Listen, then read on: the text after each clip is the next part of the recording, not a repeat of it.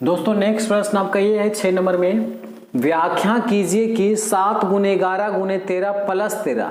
यहाँ पर ध्यान दीजिएगा कि 7 गुने 11 गुने 13 प्लस 13, ठीक है। और कह रहा है क्या 7 गुने 6 गुने 5 गुने 4 गुने 3 गुने 2 गुने 1 प्लस में 5 भाज्य संख्याएं हैं, क्यों?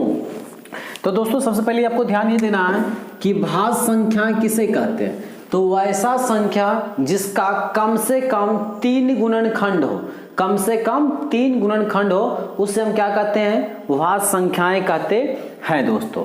तो यहाँ पर प्रश्न हमारा क्या देख रखा भाई? तो 7 यहाँ पर लिख देते हैं हल, ठीक है। यहाँ पर हल 7 गुने 11 गुने 13 और प्लस में कितना 13। तो अगर दोस्तों इसमें से हम 13 कॉमन निकाल लेंगे हो गया दोस्तों, यहाँ पर प्लस में क्या हो जाएगा भैया? तो 1 हो जाएगा, ठीक है। चलिए देखिए अगर ये हो गया यहाँ पर, उसके बाद क्या करना आपको? यहाँ पर लिखना है 13 है ना, गुने, चाहे एक बार और लिख देते हैं ब्रैकेट में इसको, तो 11 से कितना होता है? 77 और प्लस में कितना 1 हो गया। तो यहाँ पर आएगा 13 गुने 77 कितना हो गया? 78 हो गया, ठीक है। कितना हो गया? 78। अब जब दोस्तों 78 हो गया तो हमने क्या बोला निकालने के लिए कि भाज्य गुणनखंड। तब भाज्य गुणनखंड मतलब क्या हुआ कि कम से कम 3 जोड़ा उसमें, मतलब 3 गुणनखंड होना चाहिए, ठीक है ना। तो दोस्तों अगर इसमें हम 1 गुना कर देते तो कोई दिक्कत है? तो नहीं दिक्कत है, ठीक है ना। तो भाज्य गुणनखंड हो गया, 1 2 3 गुणनखंड इसका आ गया, तो ये हमारा क्या हो गया? भाज्य गुणनखंड दोस्तों। एक अपना मन से भी कर देंगे तो कोई दिक्कत नहीं है, क्योंकि ये मान में कोई प्रकार का हो गया। सेकेंड वाला देख लेते हैं, ठीक है ना। सेकेंड वाला हम क्या देख रखा दोस्तों? यहाँ पर सेकेंड वाला हम देख रखा है आपका कि 7 गुने 6 गुने 5 गुने 4 गुने 3 गुने 2 गुने 1 और प्लस में 5। तो दोस्तों इसमें हमारा क्या कॉमन आ जाएगा? तो यहाँ पर 5 और यहाँ भी 5 है, तो अगर 5 इसको निकाल लेंगे तो क्या बच जाएगा हमारे पास में बाबू? तो यहाँ पर बच जाएगा 7 गुने 6 गुने 4 गुने 3 गुने 2 और गुने 1 और प्लस में 1 हो जाएगा, ठीक है। तो भाई इसको सबको गुना आपको करना पड़ेगा। तो आप गुना जब इसको करके आइएगा दोस्तों तो ये आ जाएगा, जानते हैं कितना? 1008 और प्लस में 1, मतलब इतना नंबर को गुना करेगा तो 1008 और प्लस में 1 था तो 1 लिख देंगे, तो यहाँ पर आ जाएगा कितना? 1009। इसको गुना का चिन्ह लगा देंगे, 1000 कितना हो जाएगा? 9 हो जाएगा। अब इसको गुना कर देंगे, तो गुना करने के बाद तो कुछ है नहीं, तो हमारा अभाज्य गुणनखंड का निकालने, तो यहाँ पर 1 अंक 2 अंक हो गया, मतलब 2 फैक्टर्स का, तो 1 इसमें अपने से क्या करना? गुना कर देना। यही इसका क्या हो जाएगा? आंसर होगा। तो दोस्तों जब भी ऐसे प्रश्न आ जाए तो आपको आसानी से सोल्व करना है, कभी घबराना नहीं है, ठीक है। केवल आपका इसमें मोस्ट इंपोर्टेंट बात ये था कि भाज्य गुणनखंड किसे कहते हैं ये आपको पता होना चाहिए। तो भाज्य गुणनखंड उसे कहते हैं दोस्तों इसका केवल कम से कम 3 गुणनखंड होना चाहिए। ओके, तो आइए नेक्स्ट प्रश्न इसको हम देखते हैं। दोस्तों नेक्स्ट प्रश्न ये है, दोस्तों ये जितना बड़ा प्रश्न है उतना बड़ा इसका सॉल्यूशन नहीं है, लेकिन देखने के बाद दोस्तों लगता होगा कि बहुत बड़ा इसका सॉल्यूशन बनेगा, ऐसा कुछ नहीं। तो दोस्तों आइए हम इसको देख लेते हैं। कह रहा है क्या? प्रश्न हमारा ये है, किसी खेल के मैदान के चारों ओर एक वृत्ताकार पथ है, इस मैदान का एक चक्कर लगाने में सोनिया को, जो सोनिया है दोस्तों, उसको कितना समय लगता है?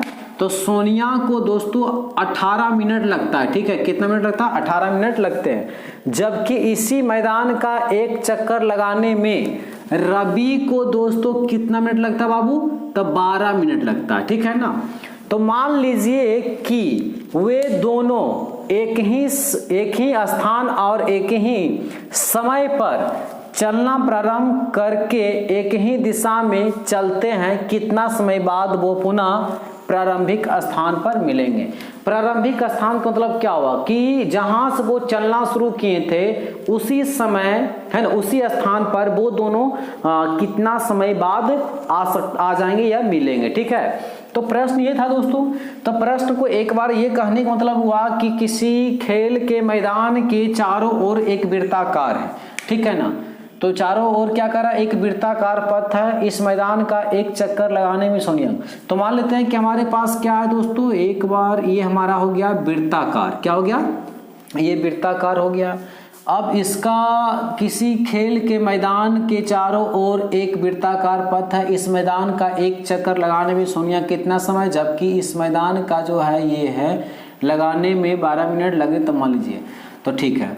तो कहने का मतलब हुआ कि मान लेते हैं कि हमारे पास एक वृत्ताकार पथ है, अब इसमें चलना ही शुरू करता है कहीं, मान लीजिए कि यहाँ से क्या है कि रवि जो है यहाँ से चलना शुरू किया है, ठीक है ना। तो रवि जो कितना है भाई, तो रवि को 12 मिनट लगता है।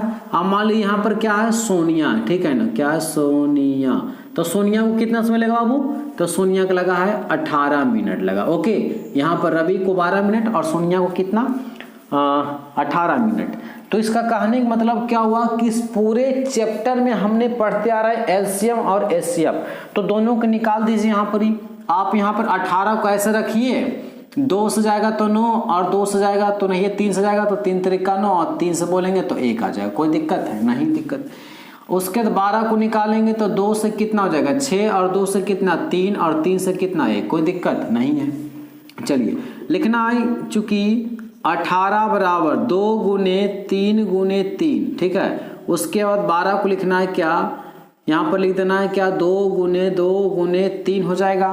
तो जोड़ा इसमें 2 लग गया और एक 3 लग गया, तो HCF बराबर से 2 गुने 3, तो 3 दूना कितना 6। इसका मतलब ये हुआ, इसका 6 मिनट ये हो जाएगा, है ना, यहाँ 6 हो जाएगा। उसके बाद LCM अगर निकालेंगे तो 2 गुने 3 हो जाएगा, फिर एक बार 2 और गुने 3 हो जाएगा, तो 3 दूनी 6 दूनी 12, वर्कआउट बढ़ती है 36 हो जाएगा। यानी कि 36 मिनट बाद वो दोनों क्या होगा, पुनः वो मिलेंगे। तो दोस्तों इस प्रश्न का ये इसका आंसर हो गया। तो उम्मीद करता हूँ इस प्रश्न के साथ से दोस्तों आपका ये पूरा चैप्टर आज समाप्त होता है। फिर हम नेक्स्ट वीडियो में और नेक्स्ट चैप्टर में मिलते हैं दोस्तों, तब तक के लिए